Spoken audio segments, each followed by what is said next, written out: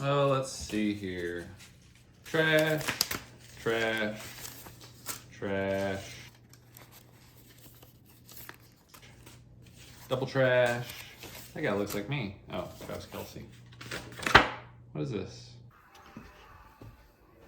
I have to do some research on this one. 3 weeks later.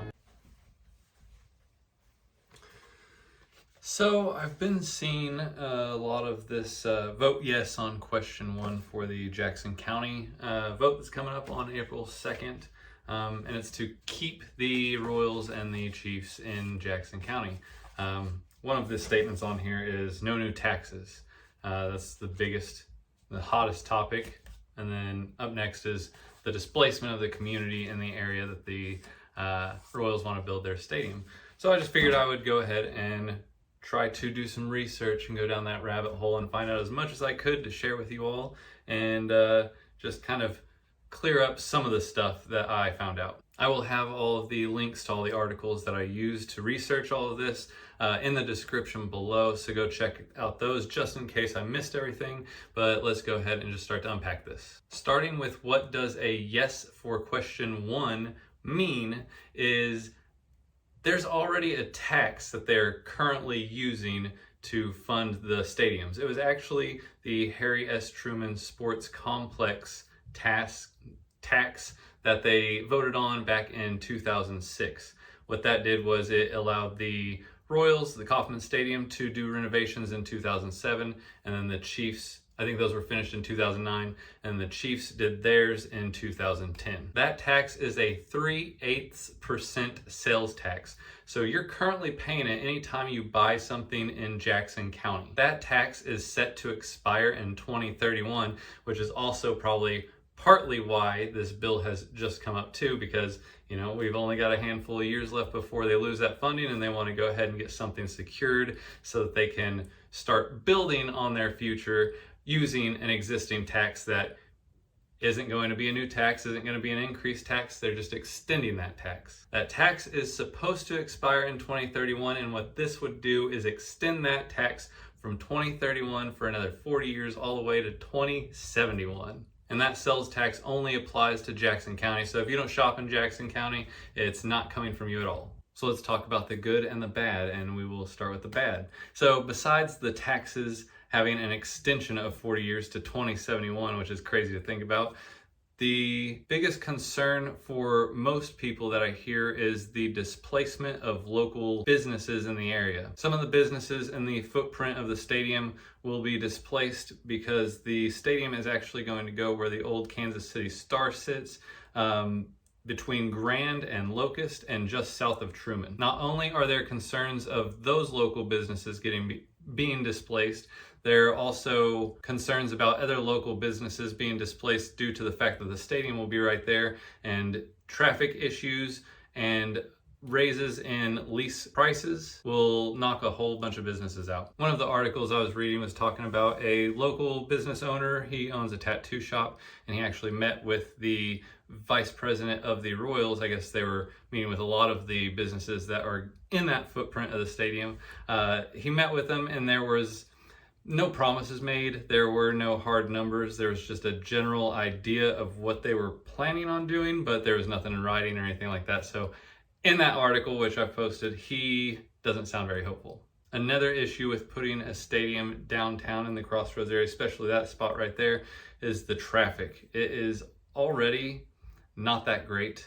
Parking's hard to find.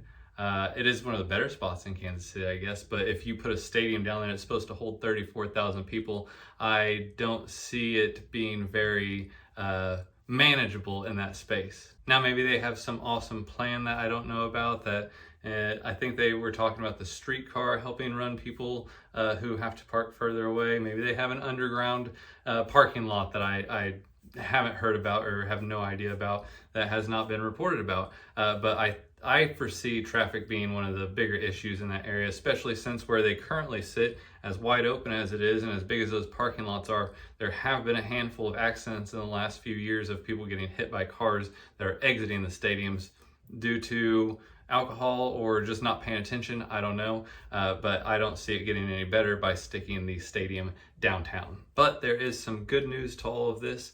The Crossroads Community Association, yes, that's them.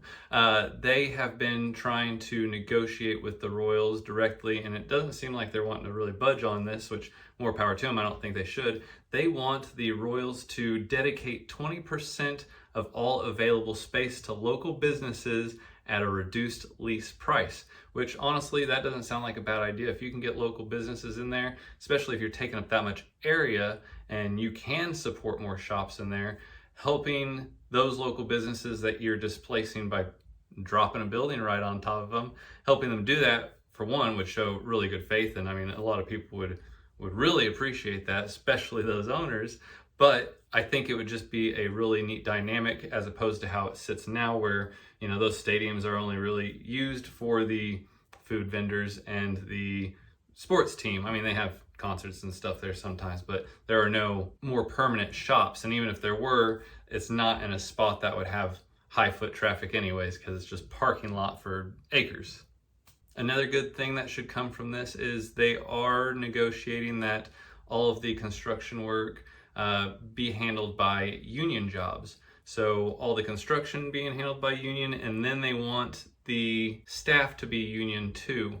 The service union, Local 1, had just endorsed, I think it was like yesterday, they just endorsed the Kauffman Stadium, or the new Royals Stadium, to be built downtown in the Crossroads area, as long as they use union labor from Local 1. I think it will bring a lot of jobs to the area. I think it will bring in a lot of money, and I think it will continue to bring in more money than where the stadium sits now if they move it to the Crossroads, because I do think that there will be more visitors in there, there will be more businesses in there. And the only other idea I have to do the same thing that this would do is if we got rid of some of the parking lots around Kauffman and put in businesses around there, but I don't see them allocating funds to build some shopping center in the parking lot of Royals Stadium and Arrowhead. And then there's the main point that they keep trying to drive home for us, and that's keeping the Royals and the Chiefs in Kansas City, in Jackson County, not letting them take their business elsewhere if this does not pass. I, for one, kind of find it in poor taste to use the current situation to, you know, hold that over our heads like, hey, we'll pull our business out of here, but it is business, it is a negotiation, and the Chiefs have been on fire, so, you know, more power to them in that respect. But the Royals haven't been the greatest in the last couple of years, so them getting a whole new stadium, then I'm like, you know, I don't want the Chiefs to leave.